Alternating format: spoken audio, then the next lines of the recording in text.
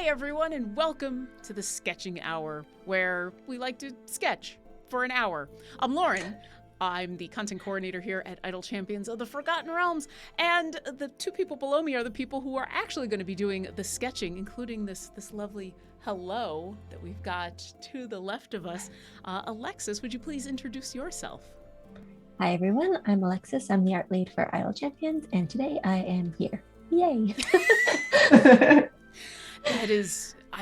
I feel that. Today I'm here. I felt that in my soul. Michelle, would you please introduce yourself? Hi, Michelle Papadopoulos. I'm also one of the artists at Codename Entertainment, and I'm here ready to draw. We are all present and accounted for. Excellent. If you are new to this show, well then welcome. We are going to be creating new creatures out of these rolling tables, in where the three of us are going to be rolling and coming up with a random monster, cute animal, and adjective. Michelle and Alexis will take those suggestions and meld them into monstrosities of either cute or fearsomeness, while we come up with backstory for those creatures and just in general talk about Idle Champions. And today, I have gone back to my Orcas dice because I miss her. How about the two of you? Rainbow. Teal with sparkles. Awesome. Okay. While we get these rolled, so Alexis has cute animals, Michelle has monsters, and I got the adjectives. So here we go. Okay, so I got a 2 for purple worm for monsters. Ooh, okay. So Gotta look that up. You got a what? Look that up. I'm sorry, I did not hear that. What was the cute? Oh, I gotta look that up. Oh, the purple worm. Okay. Yeah. Alexis, what'd you get for the cute animal? I got a 20 for Meerkat. Ooh, natural 20. Very nice. I think second episode in a row, too. That's right, because we had Artist Choice last week. Ooh. Well, we don't have Artist Choice this week because I rolled an 8, which is muscled, which is interesting because the purple worm already is pretty muscled, but the meerkat not so much. So, yeah, so we're gonna be making purple meerkat, muscled meerkat purple worms. This one is a little more difficult to figure out. What do the two of you think? Is there an order that makes sense? I think muscled first. Yeah, muscled first. Okay. Nice. Muscled first. Let's. I saw meerkat purple one probably. All right. Muscled purple mealworm. Oh.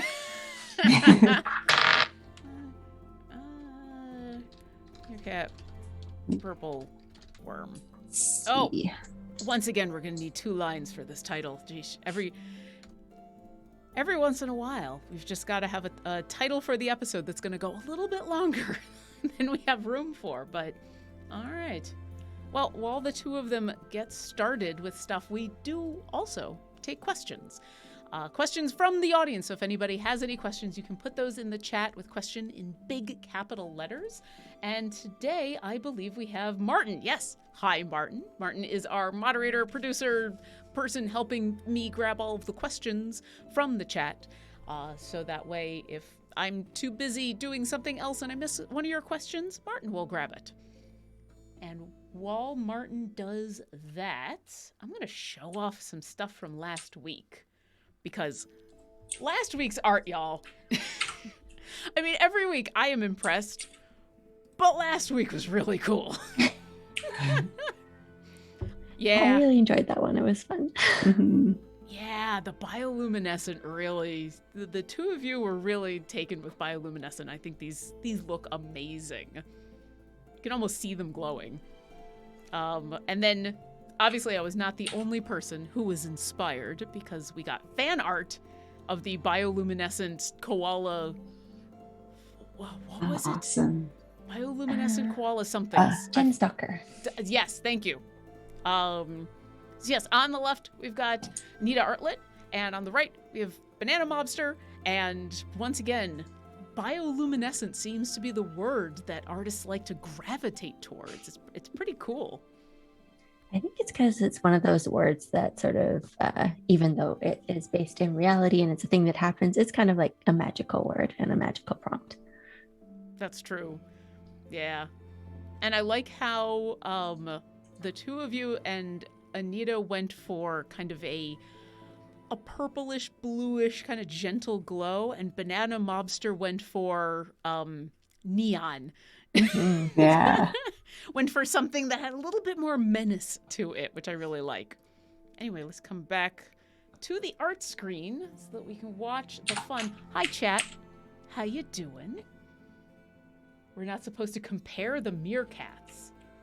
Oh no, Cassie's 335 has made a reference I do not get. This is what I get for looking at chat. That someone will explain it. That'll be fine. Hi, chat. How you doing? The Lurking Writer says Banana Mobster's koala stalker is what roams the wastelands of post-apocalyptic Australia in Fallout. Yeah, that they do kind of look like Fallout monsters. I haven't played that game in a while though. Oof. All right. True Wanaheda says, "Hi, Lauren. Inquiring minds want to know who drew Orcas' throne in the new content." We had a second person, JDog2773, asking who the artist was behind the design of Orcas' throne. So today was the Grand Tour update, I believe, that just came out. I think it's Grand Tour. I'm gonna look and make sure I get this right because I'm the person who helps write the blogs, and I might be working on ones that aren't out yet. Grand Tour 15. Grand Tour 15 is out today with 2 new variants of the Dark Heart and the Alien Underdark, and apparently everybody is taken with the throne.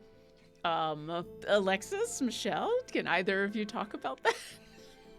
So Bronwyn was working on backgrounds for that update, and I believe that was her that did the throne. Well, the people in chat are obviously very taken with Orcas' throne, and I'm sure that they would love it if we passed along all of that joy, because I'm sure the background artists don't get nearly as much praise as they should. Also, I do love Orcas' throne. I do happen to know there's a tiny little Easter egg in there. That's kind of funny. That makes me happy. If you haven't seen it yet, you should go play the new adventure and the new variants that are out because it's really good. Cassie's 335 asks, should we expect the next Champion Spotlight Saturday or Monday?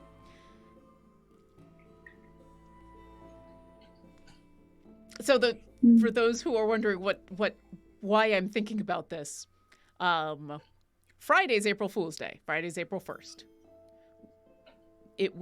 Usually Friday was when a new Champion Spotlight would come out.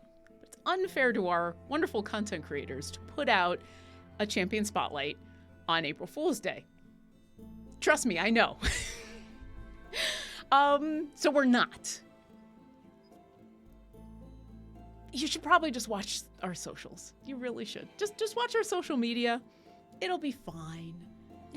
It'll be fine. Hey, if you're not, I'll take a drink in a moment. If you're not on our Discord, discord.gg/idlechampions, then you definitely should, because when blogs or announcements happen, then you can definitely see them as they occur. But that's the only thing I'm going to say, is that our Champion Spotlight will not be coming out on Friday, because that would be unfair. Because the last thing I want to do is spend all Friday trying to explain to people that, no, this is real, because there will be people who will not believe me. So I should ask Michelle, Alexis, have either of you ever participated in an April Fool's Day thing, and how did it go?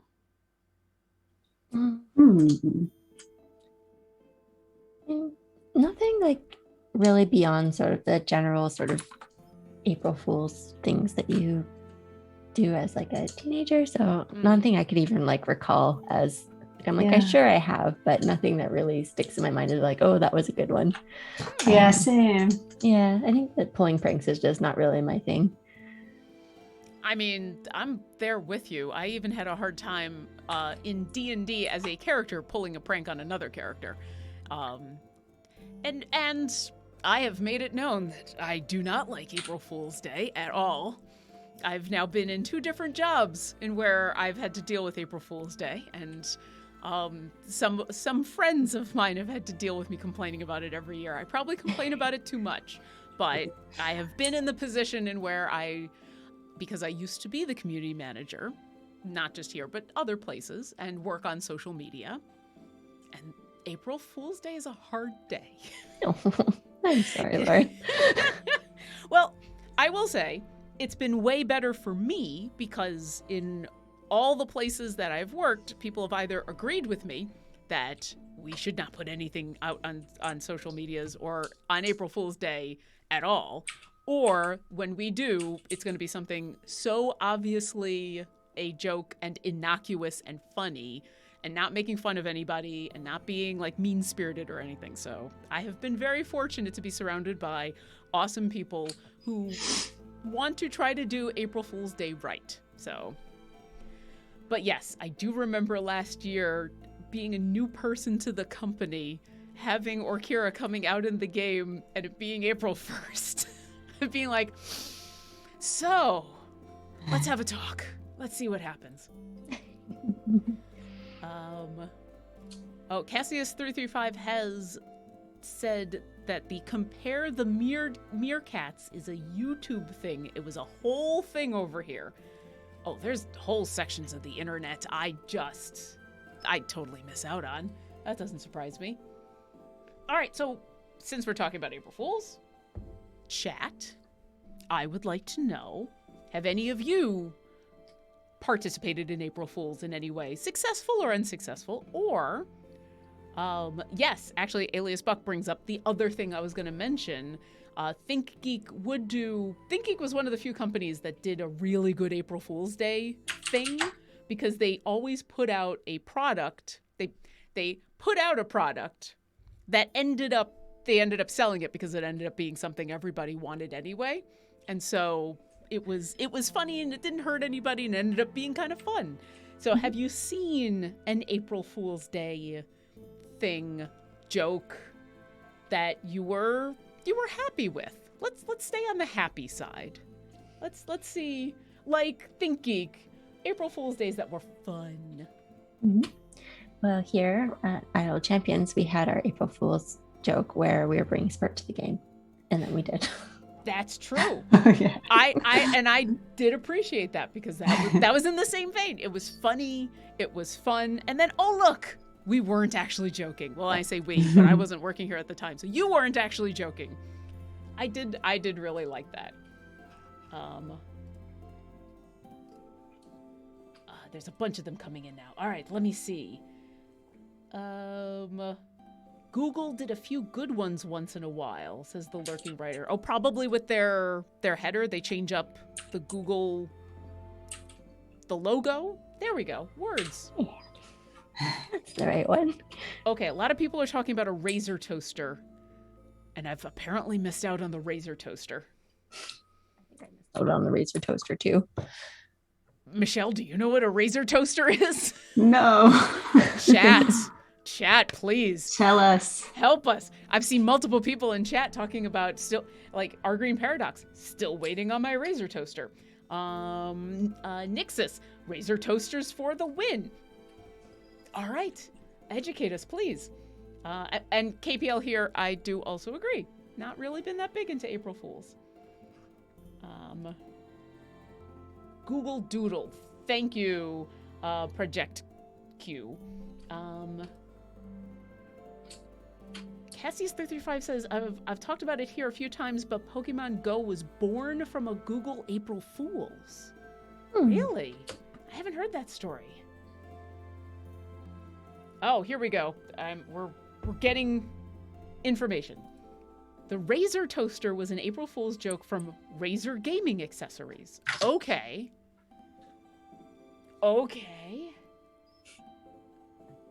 well, now I gotta look this up. Laser toaster. I mean, like, who wouldn't want to make their toast with some rainbow lights accompanying it? I mean, that's true. I would 100% buy a toaster that was all Project Breadwinner. What? Bread to Win, the most requested product in the history of gaming, is now under development. Project Breadwinner is a crowdsourced project dedicated to providing gamers with the #1 source of gaming fuel around the world. Toast. That was a sentence. That was a... Thank you, chat. I'm going to have to look at that later. Wow. I've been a gamer for a very long time. I like toast. I've never put the two of them together before. It's very versatile, though. You could put so many different toppings on it. Mhm. That's true. And just because it's a toaster, it doesn't have to just be toast. I have made waffles in my toaster. Mhm, mhm. Especially frozen waffles are really good. Just in there. Sometimes I put like banana bread in my toaster, Ooh. which is very nice, but also always feels kind of dangerous because, like, ooh, what if it falls apart when I try to get it out? Living on the edge. I was about to say, ooh, dangerous. Yeah. You have to eventually turn that thing upside down and shake it really hard. Yeah. And then I'll have banana crumbs. Oh, banana crumbs. I do, on occasion, have to turn that toaster upside down. The things you have to learn as an adult, like how to clean your toaster. Mhm. There are weird things. And that moment of like, how do you clean your toaster? Google. Well, just turn it upside down and shake real hard. Okay. All right. That kind of makes sense. I understand. Here I am, an adult, over my sink with a toaster. That's the sound the toasters make. Yes, that's exactly. I'm making lots of screaming noises, but the toaster is the toaster's having fun. Yeah. Woo. Along with the toaster, how to clean not just your oven, but the heating stuff on the top of the oven. Like if you don't have a gas oven, if you've got how to clean your oven. It's something you don't think about until suddenly you have an oven. No one when I was growing up told me about cleaning ovens. No. And then one day you just look inside and you're like, oh, gross. They're not self-cleaning?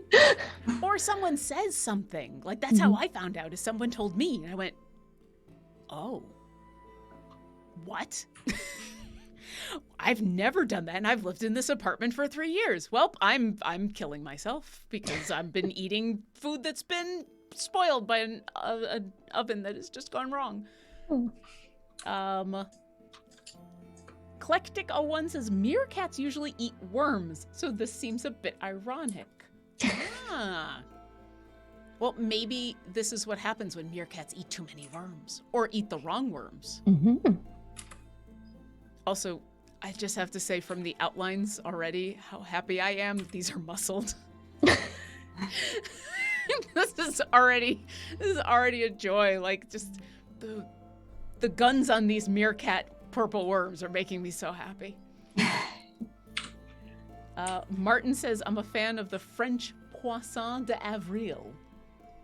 The French fish d'avril. Mm-hmm. Listen, I'm an American. My French is real bad. Here we go. Oh, actually, Alexis, do you have a guess on what poisson d'avril means? Well, it means the fish of April, but but I don't know what that is. April fish is the translation, says Martin. So apparently, is that like a different day for April Fool's Day?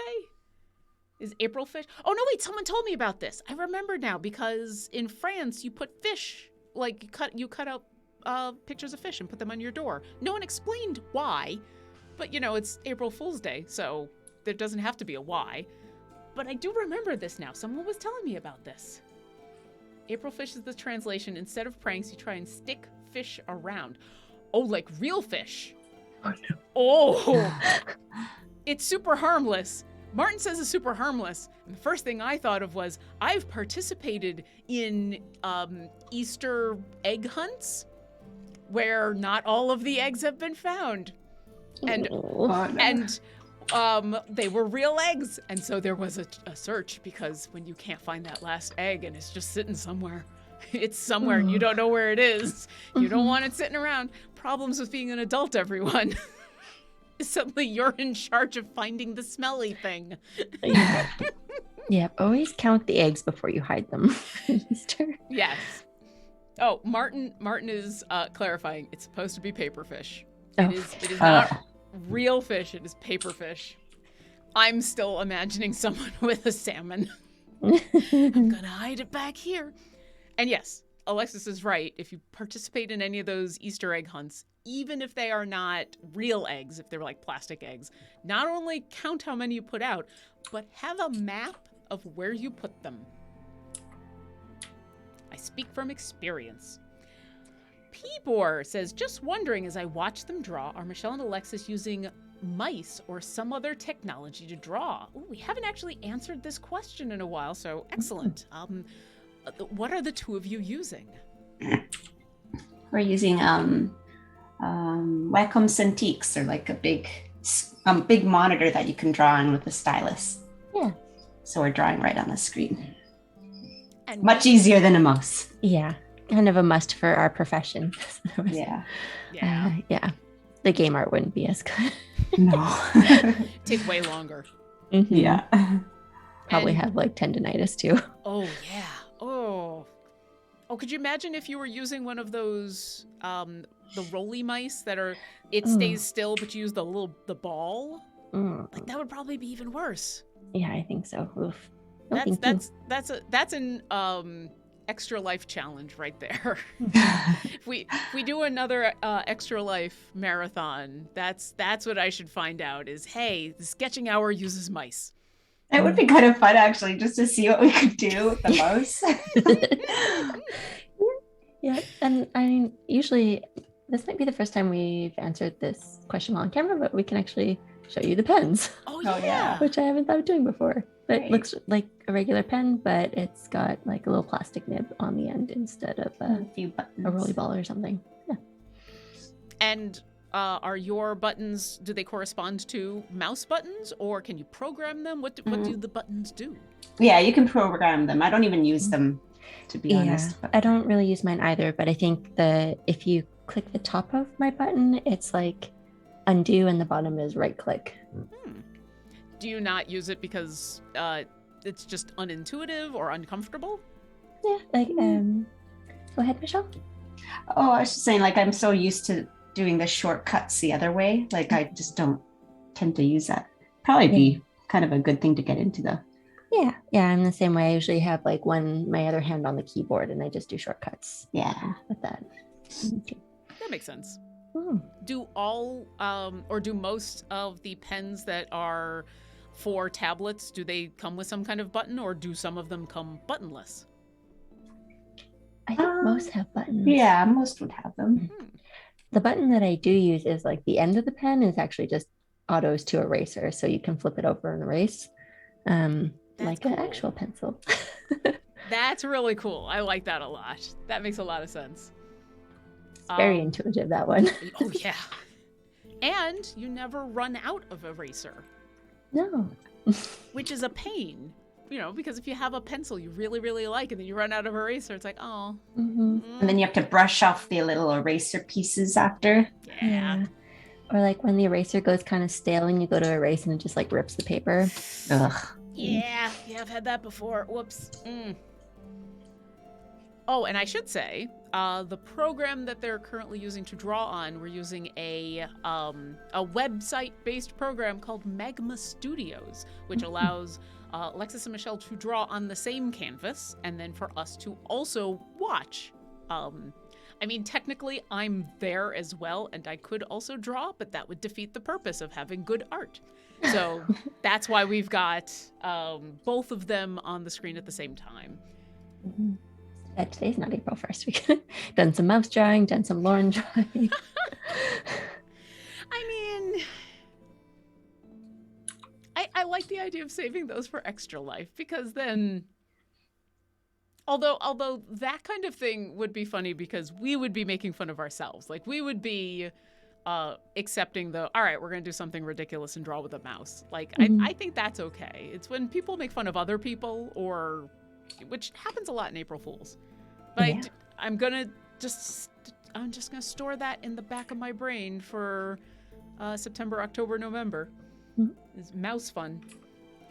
Cassius335 says, question, do muscled meerkat purple worms have their own Mr. Underdark contests? Well, now they do. Definitely. Absolutely. I mean, look at the way these two are posing. This is obviously I know nothing about weightlifting competitions except that they stand there posing. I don't even know what those poses are called. What else do you do in a Mr. So-and-so competition? I don't know. I don't know. I think there's like different kinds too. Like, there's the ones where it's just like posing and like, look at the muscles. And there's the other ones where they actually like lift weights and stuff. Yeah. Yeah. I mean, I should just look up what Arnold Schwarzenegger does, or did, or actually kind of does. Like, I've seen his workout videos now, and he is a man who is older than I am, and his physique is really impressive. I didn't know he had workout videos out now. He put out a bunch of stuff during the pandemic, I don't know if it was on TikTok. I saw them on Twitter. But yes, it's actually really impressive. Oh, and listen, thank the universe for Martin. Because if it wasn't for Martin, I would know nothing. So Martin has told me bodybuilding is posing and weightlifting is a strength competition. And so those are two separate things, but I'd imagine people probably do both. I thought weightlifting was just like the training that you do to go into a bodybuilding competition. Like, I didn't know they were two different types of competitions. Yeah. Interesting. Oh, I'm being updated by Martin again. Very rarely do people do both. Wow. Oh. See? It's maybe like weightlifting for aesthetic reasons, like is maybe not conducive to actually lifting heavy weights. Right. Oh. Because you're developing different kinds of muscles. Interesting. Maybe? I don't know. I know nothing. Well, I make theories though. I'm watching what Martin is typing in here, and I think you're on the right track. So another update. Bodybuilding is such a strain on the body as people are trying to get the lowest body fat. Oh, yeah. Oh, the lowest body fat percentage, essentially. So bodybuilders often can't lift very heavy when in competition, in competition form, because they have no energy. Oh, that totally makes sense. Like when you see the really, really strong guys, like in the Olympics, they're usually like pretty stocky, pretty hefty. Like, yeah. Well, and this also makes sense because I know actors, when they have to film some of those superhero scenes, or take pictures in where they need to look super buff and ripped and everything, that's a specific, like, they have to starve themselves and do very specific things that are actually incredibly unhealthy in order to get that look, in order to get that incredibly defined look. And that it's not good. It's not at all healthy. And yeah, I would imagine, so they would look amazing. They would look incredibly ripped and like they have all these muscles, but these are people who haven't eaten in 24 hours and have had very little of anything. And so, no, they couldn't lift anything. That makes sense. See, welcome to the Sketching Hour, where we occasionally talk about idle champions, but you always learn something. The more you know. I'm not joking though. I learn something every time we do this show. Thanks to the two of you in chat. It's amazing. All right, okay, I'm gonna try to do this as Garwar has said. Muscled meerkat purple worm. Hello, ladies. Look at your man. Now back at me. Now back at your man. Now back at me. Sadly, he isn't me. He is not a muscled meerkat purple worm. Look, I'm riding on a horse. Now I am a horse. I'm a centaur. I loved that commercial. Me too. Thank you, Garwar. That was lovely. Oh, we're back to April Fools. Stabigail the Kobold. First off, it was good to see Stabigail in Champions of Lore earlier today because we were talking about, they were talking about kobolds. I was hanging out doing production stuff. But yes, you should definitely go watch that because B. Dave Walters, Aaron M. Evans, and Trevor Bettis had some really interesting things to say about kobolds. Also about very ripped, muscly kobolds. Swolebalds, which you should definitely find out about. And that's how I'm going to transition back to muscled meerkat purple worms. So Stabigail says, since some characters have associated familiars, for next April Fools, Orkira could get a flaming marshmallow gelatinous cube familiar. Yes. But if it's Why wait till next April? I'm gonna put in an art order right now. I'm sure y'all have plenty of time. I mean, I kind of like the idea of just getting a flaming marshmallow. I mean, why does it have to be a gelatinous cube? Why can't the phoenix go away for one day and then it's just a flaming marshmallow, just a marshmallow on fire? I mean, it would actually be semi-canon in a weird way because there comes a point in Orkira's life in where her spiritual weapon stops being the phoenix and starts being just a hot ball of magma for story reasons. And so, yeah, maybe the next time I get a chance to play as her, I will just summon a flaming marshmallow. Mm-hmm. That would be really appropriate. Okay, we'll think about that for next year. I'm willing to make fun of myself for April Fools. The Lurking Writer says, I'm getting vague Minsk vibes from Alexis's mealworm. Oh, yeah. Oh, now I need to do a tiny little giant mealworm, space mealworm on his shoulder. It's Minsk who's been polymorphed into a muscled meerkat purple worm. He's like, look at me. I am still very strong. I am still the strongest, aren't I, Boo? Yes, I am. I have many, many more legs. This is very exciting. But look, I still have my muscles. My accent is nowhere near as good as Jim Zub's. It's pretty good. It was nice and consistent throughout, too. Which I think is the hard part, you know. Starting with the accent, good, and then like keeping it going, hard. It's committing to the bit for me. I think it's different for everybody when you put on a voice. For me, it's so you get a line in, and that's usually when my brain goes, "What are you doing? You sound ridiculous." No. And then forcing myself to just keep going and being super committed to, all right, well, this is the voice that came out of my mouth, and so this is the voice I'm sticking with. And if I do that, I can at least stay consistent. I can't guarantee it's a good voice.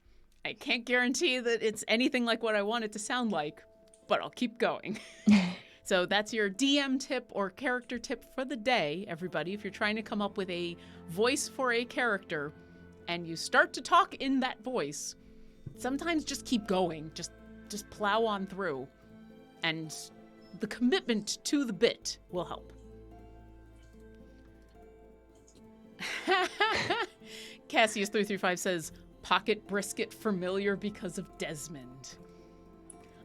I would love for Akira to have pocket brisket. I don't know how that would happen art-wise because it would be in her pocket, but I don't know. That's an April Fool's joke where no, because then everybody's going to be leaving messages. I was just thinking the April Fool's joke is we say that Orkira now has pocket brisket in her pocket. But of course, you don't change anything because it's in her pocket. So you don't have to see it. You don't have to do anything. But then a lot of people would be sending in support tickets saying, I can't see her pocket brisket. I mean, that's the other thing we have to think about as people who are doing a April Fool's Day thing as a company, right? Is you don't want it to be something that people will accidentally misinterpret in any way or think is real enough that they send in support tickets, because you never want to overburden your support people. They're No. already so overworked. Sean and Taylor are already doing so much. So there have definitely been April Fool's jokes that have been shot down simply for the fact that good ideas, but like, oh, you know what? Everybody's going to think it's real, or everybody's going to want it, and then support's going to get flooded with tickets. It's like, yeah. Yep, that's a no. Yeah, it's a no. That's why it's easier to just not do anything. But, people like to have fun. Gray Hell-shaped is, got a brisket in my pocket, and now Jason Charles Miller needs to fill in the rest. Yeah, if Bardic Inspiration ever gets around to doing a Desmond song, it's probably going to have something about pocket brisket in there. Hashtag snack pack. All right. I'm just looking to see about... Oh, everybody's talking about the newest stuff and about Blushi. I see people talking about Bully for You, which is the adventure variant that you can do to unlock Blushi, who's the newest Evergreen champion that came out... Wow, was it really last week? It was last week. Just last week. It hasn't been a week. It's been a week. It's been a week. Wow. Yes, anyway, that's how you can unlock her, is if you finish that adventure variant, and it's hard. It's a challenge, but I think you're up to the task. I will say, I'll just drink now. If you need any help with doing that challenge, you should come to our Discord, discord.gg/idlechampions, because the wonderful community there can help you actually get through that adventure variant if you are having any problems with it. So let us know. I love... I put it in there, Martin put it in there, and then we also have Garwar's guides, because Garwar has a guide for everything. This is what I get for drinking my tea before I put it into the chat, because then everybody can get ahead of me. Tickled. I mean, I'm glad that you enjoyed I'll Just Drink Now, best comment ever. Like, sometimes you just gotta give in to the fact that, all right, I'm gonna say this a lot. That's fine. I'll just drink now. And that's good tea. Oh, and since we are just more than halfway through the show, we probably have the second half of the wonderful people coming in to watch. Welcome. If you do have any questions for us, for the artists, about the art, about Idle Champions, about April Fool's Day, go ahead and put those in chat with question in big capital letters, and Martin, the wonderful Martin, who is doing a better job of answering some of these questions than I am, will put those in our backstage chat so I don't miss them. And while people are doing that, I would love to know, because we are at that point, I made a joke about, well, this is what happens when purple worms eat too many meerkats, or meerkats eat too many purple worms. How did these creatures come to be?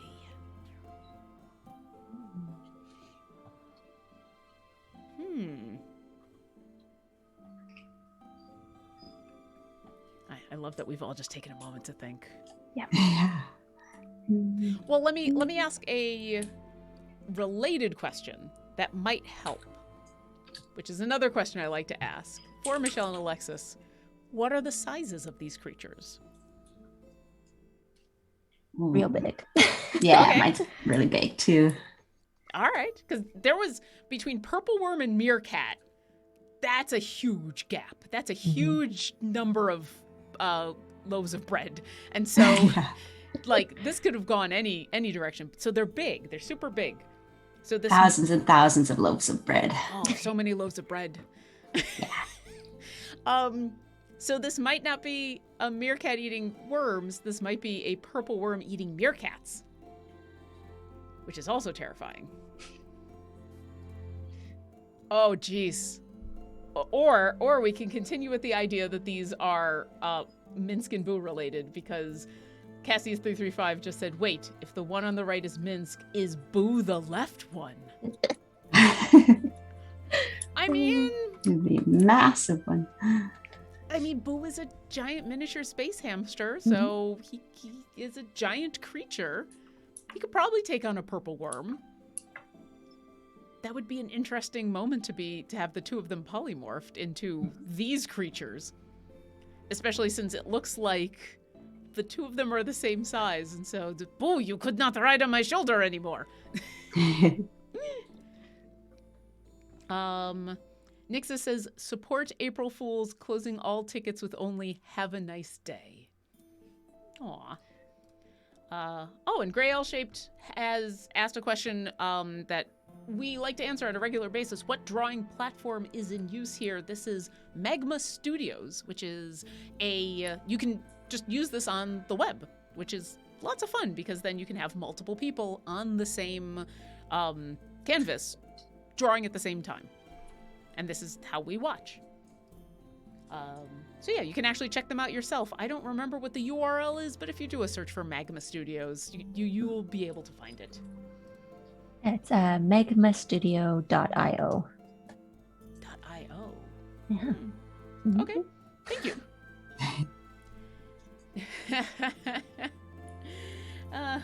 Project Q says, Mirsk and Boo Cat.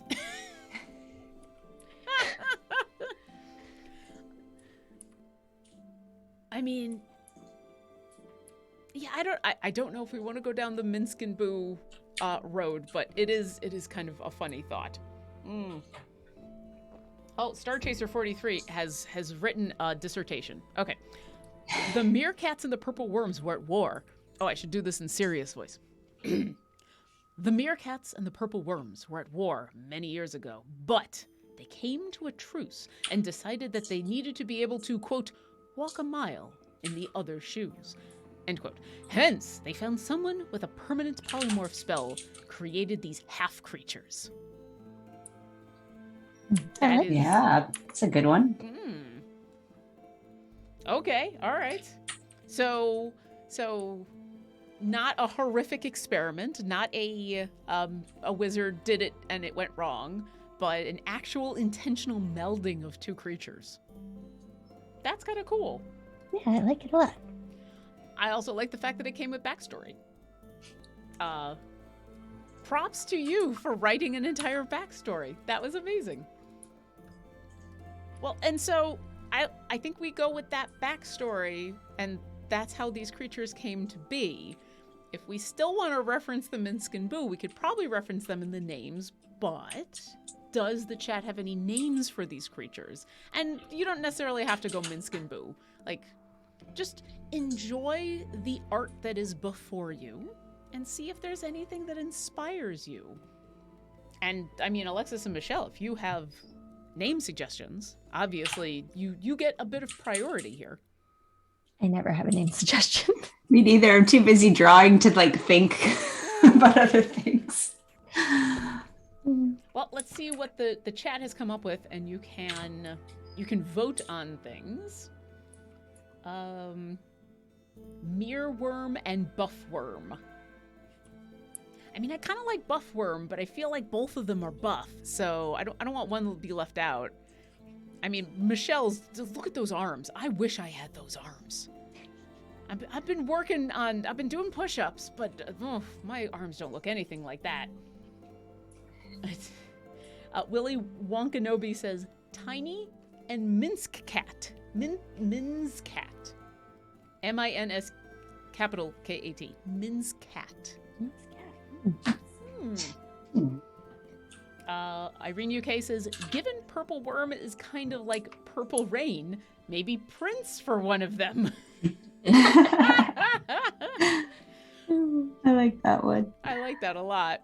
I think that would have to be Alexis's on the right, since yours has a bit more purple, not a ton. Yeah. Both of you, yeah. Ooh, Set Manji says, looks like a Mike and Thaddeus to me. Nice. I kind of appreciate you just look like a Mike. You look like a Thaddeus. Oh, and apparently Michelle's looks like a Lucille. These are kind of wonderful names. KPL here. Arnold. Also appropriate. Also appropriate. The lurking writer says, look it, Lookat, and me, Mee. Look it and me. I mean, at least the one is posing. So that's. Yeah, he looks pretty proud. Yeah, he should look pretty proud. I mean, he should. Look at those guns. I'd be showing those off. I'd be popping up in front of adventurers and being like, "Hello, look at my, Peace out. I did not miss Arm Day today. Hey, all right, you look good too. Goodbye." I feel like that's now an actual encounter I'm gonna have to throw at my D&D group. Is some creature shows up just to show off? Yeah. No, I don't want to fight with you. I just want you to admire this. Look at me. I've been working out, huh? Okay, bye. Oh, God. The lurking writer. Purple worms always miss leg day.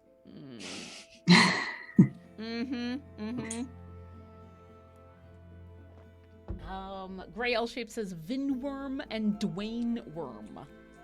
Oh, I get it. Yeah. Okay.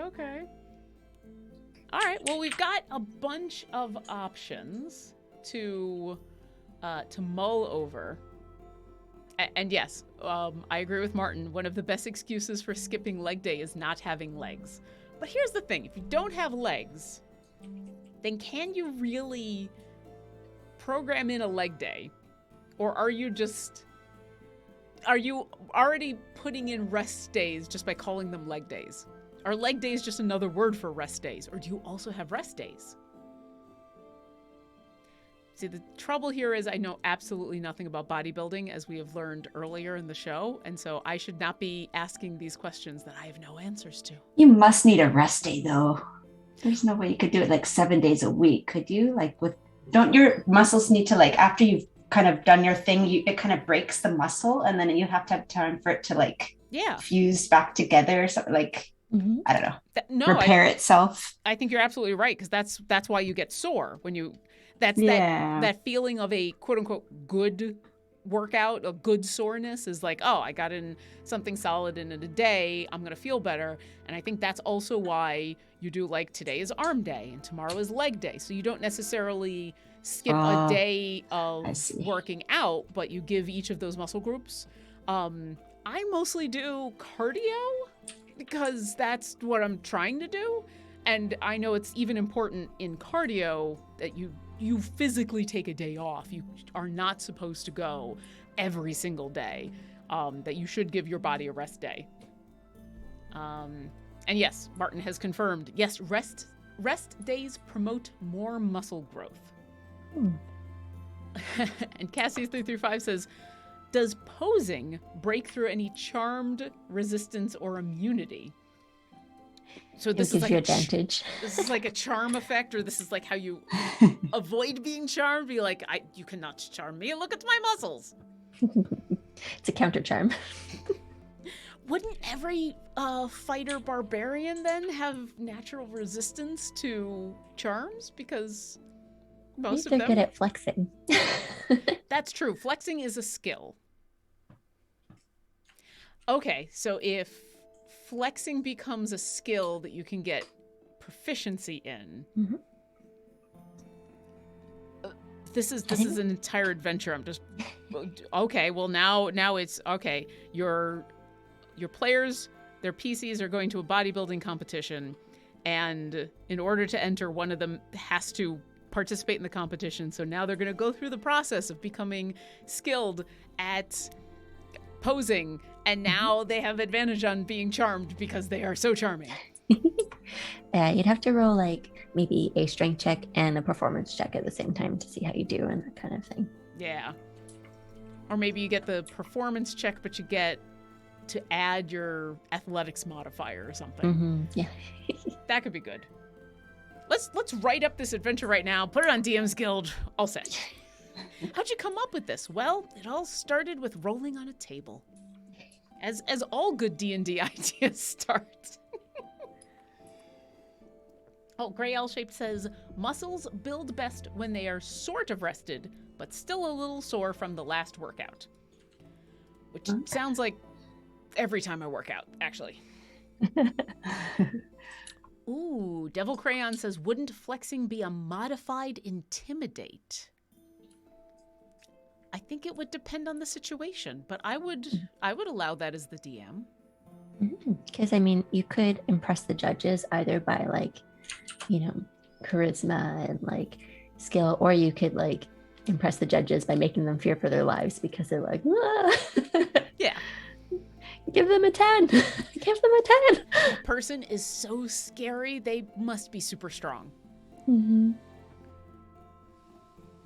Yeah, I think it would depend on the intention, but I think the intimidation could go really wrong because if you don't roll well and you roll, you know, here's a 4 in my intimidate, and now you're trying to look intimidating and be frightened of me, and you kind of look silly. So I think there is things can go really right or really wrong with that. Oops. Yeah. We've got people in chat now talking about, call it a strength-based performance or a con-based performance check. Yeah, there are those rules that you can have you use a different modifier for a skill check based on how your character is trying to do something. So yeah, and this is a perfect example of that. A bodybuilding muscled meerkat purple worm wouldn't necessarily be a charismatic performer, but they're going to be super strong. But if they've learned how to pose, maybe now their strength modifier is what you use to determine their performance check, so that they get a little bit of a bonus for putting in the work. Mm-hmm. There you go. That is how I'm going to explain using alternative modifiers for performance checks from now on. Well, so picture a muscled meerkat purple worm. Oh, geez. We're almost out of time. I didn't realize what time it was. Oh, Lurking Rider says flexing is a superpower in Doom Patrol. I mean, that doesn't surprise me. There's so many superhero powers that are out there. Why wouldn't flexing be, Oh, okay. All right. I'm sorry. We have now come up with names for these two. I'm putting this out there. You can veto me if you want, but I think we have to go with our green paradox, Hans and Franz. Let's do it. I like this one. Yeah, me too. That's an old Saturday Night Live sketch, but yeah, we are Hans and we are Franz, and we are here to pump you up. Yeah. All right. Done, everybody. Say hello to Hans and Franz. And also say hello to Alexis and Michelle, who've done a fantastic job in melding all of these amazing words into creatures that are ridiculous and fun. And also, I'm just an envy of their guns. Alexis, where can we find more of your amazing art? I'm on Twitter at AlexisThero and on Instagram at alexis.thero. And Michelle, where can we find more of your amazing art? I'm on Instagram at Michelle Papadopoulos and on Twitter at Art of Michelle. And you can find more of me talking into the void on Twitter as OboLauren. You can find a lot of their amazing art in Idle Champions. In fact, today there is 2 new adventures and variants that just came out that you can go experience all of the lovely art, including Orcas's Throne, which, as we talked about before, is absolutely brilliant. And if you've liked this show and you are playing Idle Champions, you can pick up 2 of the previous creatures that Alexis and Michelle made as familiars in the game. You can get Hoot the Overgrown Owlbear Fox. Yes, Hoot the Overgrown Owlbear Fox, and I've lost the other one. Oh no. It's a dragon parrot, right? Yes. But what's its name? Oh no, what's the dragon parrot's name? Oh no, not Hoot. Hoot? Because the Overgrown Owlbear Fox were Hoot and Holler, but why can't I remember the dragon parrot? It's so cute. It flowers come out of its mouth. It's all colorful. Clover. It's Clover. Thank you. Yeah, Clover, cool. the dragon parrot. You can go pick up those 2 familiars in the game right now, and you can have 2 of these creatures that have been created right here on the Sketching Hour. And with that, I have no transition. Bye! Bye.